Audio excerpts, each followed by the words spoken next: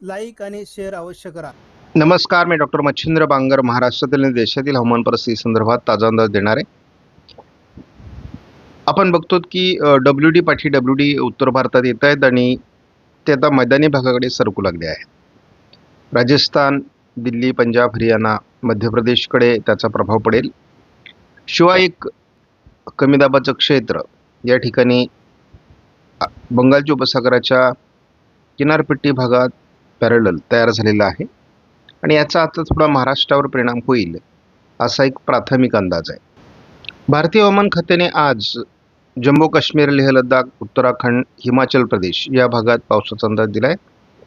मात्र आज 18 तारखेला पंजाब, दिल्ली, हरियाणा, उत्तर प्रदेश या भागातला अंदाज बदलला आहे. बाकी संपूर्ण भारतामध्ये येलो अलर्ट असून विदर्भ आणि छत्तीसगडमध्ये ऑरेंज अलर्ट देण्यात आला आहे.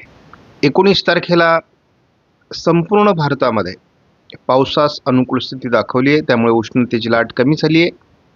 केवळ रायलसीमा भागामध्ये थोडं उघडीप आहे. बाकी संपूर्ण देशामध्ये पावसाचा अंदाज देण्यात आला आहे. छत्तीसगड, राजस्थान, पंजाब, हरियाणा, दिल्ली, उत्तराखंड आणि हिमाचल प्रदेशमध्ये ऑरेंज अलर्ट देण्यात आला आहे. त्यामुळे आजच्या आणि उद्याचा दिवस भारतातील संपूर्ण राज्यांमध्ये महत्त्वाचा असणार आहे. या वातावरणात 20 तारखेपासून पुन्हा घट व्हायला सुरुवात होईल. महाराष्ट्राच्या दृष्टीने गुजरात, कोकण, पश्चिम महाराष्ट्र, मध्य महाराष्ट्र, उत्तर महाराष्ट्र आणि मराठवाड्यात काहीशी उघडीप तयार होईल. केवळ विदर्भात काही भागात परिणाम राहण्याची शक्यता आहे.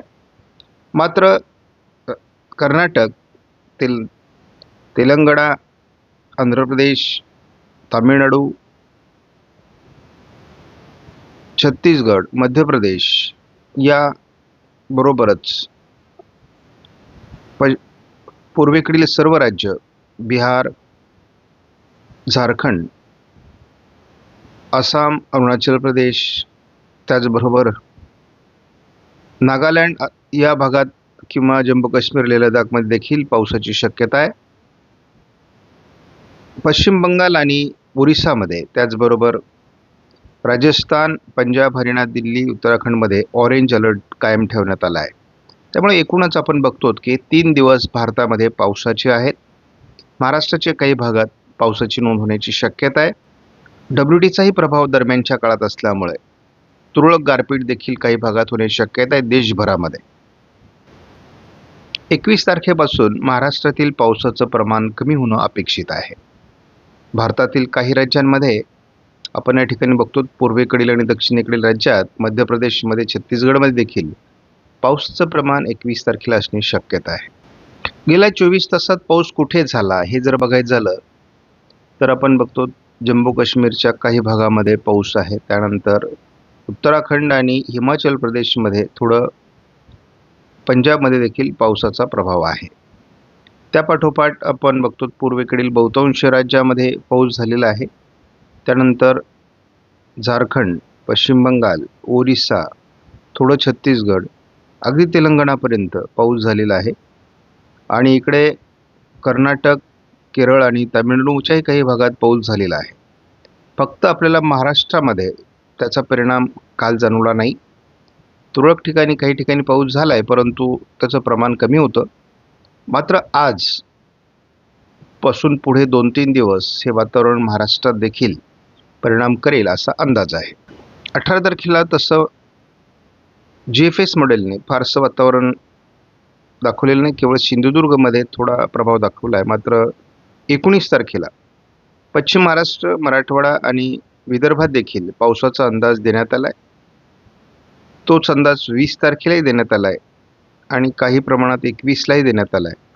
मात्र 22 पासून पावसाची उघडीप दाखवण्यात आली आहे महाराष्ट्रासाठी. उष्णतेची लाट विदर्भाच्या काही भागाचा अपवाद वगळता भारतातून कमी झाली आहे. थोडी 21, 22, 23 या दरम्यान उष्णतेची लाट जरी कमी होत असली तर 23ला पुन्हा एकदा विदर्भातून, मराठवाड्यातून उष्णतेची लाट वाढू शकते. तर पुन्हा एकदा 26-27ला महाराष्ट्रात उष्णतेची लाट वाढू शकते. सुरुवातीला JFS मॉडेलचा अंदाज जर बघितला तर विदर्भ, मराठवाडा आणि पश्चिम महाराष्ट्रात आज पावसाचा अंदाज देण्यात आला आहे. JFS मॉडेलने या भागात उद्या देखील पावसाचा अंदाज दिला आहे. 20 तारखेला देखील महाराष्ट्रात विदर्भ, मराठवाड्यात पावसाचा अंदाज कायम आहे. 21 तारखेपासून हे वातावरण पूर्व विदर्भाकडे सरकून पूर्व भारतात निघून जाईल असा प्राथमिक अंदाज आहे. परंतु ICMW मॉडेलने तुरळक पावसाचा अंदाज महाराष्ट्रात दिला आहे. 20 तारखेला केवळ पूर्व विदर्भात हा पाऊस दाखवण्यात आला आहे. तर मराठवाडा, पश्चिम महाराष्ट्र, उत्तर महाराष्ट्रात किरकोळ पावसाच्या घटना घडू शकतात असा अंदाज देण्यात आला आहे. ICMW मॉडेलने 21 नंतर पाऊस उघडेल असा अंदाज दिलाय. आपण बघतो मध्य महाराष्ट्रामध्ये थोडं वातावरण 30लाही दाखवण्यात आलंय. पुढे मात्र हे वातावरण केवळ ढगाळ स्वरूपात राहण्याची शक्यता आहे. पावसाचा प्रभाव संपेल. 18-19 तारखेला महाराष्ट्रात जोरदार पावसाचा अंदाज आयकॉन मॉडेलने दिलाय. इतर मॉडेलच्या तुलनेत आयकॉन मॉडेलचा अंदाज महाराष्ट्रात सध्या तरी जास्त जुळतोय. त्यामुळे महाराष्ट्रात काही भागात म्हणजे खास करून मराठवाडा आणि विदर्भामध्ये गारपिटीची हलकी शक्यता आहे आणि वादळी पावसाचा अंदाज आहे. भारताच्या बहुतांश भागात मोठ्या प्रमाणात गारपीट आणि वादळी पाऊस होण्याचा अंदाज दिसतोय. मराठवाडा आणि पूर्व विदर्भात खास करून याचा जोर आहे. 21 तारखेपासून हे वातावरण कमजोर होईल. आयकॉन मॉडेलने विदर्भ, मराठवाड्यात पावसाचा अंदाज 24 तारखेला देखील दिला आहे. आपण बघतो की थोडं लातूर पूर्व भाग, सोलापूर पूर्व भाग आणि कोल्हापूर दक्षिण भागात वातावरणाची शक्यता आहे. आज रात्री पुणे पूर्व आणि छत्रपती संभाजीनगर, अमरावती, अकोल्याच्या काही भागात वातावरणाची शक्यता आहे. आज पाऊस रात्रपाळी करण्याची शक्यता आहे. बीड पूर्व, परभणी, लातूर, बार्शीच्या काही भागात हे वातावरण असण्याची शक्यता आहे. उद्या मात्र विदर्भ आणि मराठवाड्याच्या बहुतांश भागात पावसाची हजेरी लागेल आणि काही ठिकाणी तुरळक गारपीट होईल. हे वातावरण विशेष करून पूर्व विदर्भाच्या दिशेने 20 तारखेला सरकण्याची शक्यता आहे. दरम्यानच्या काळात उत्तर महाराष्ट्र, कोकण, मध्य महाराष्ट्रात या पावसाचा फार जोर राहणार नाही.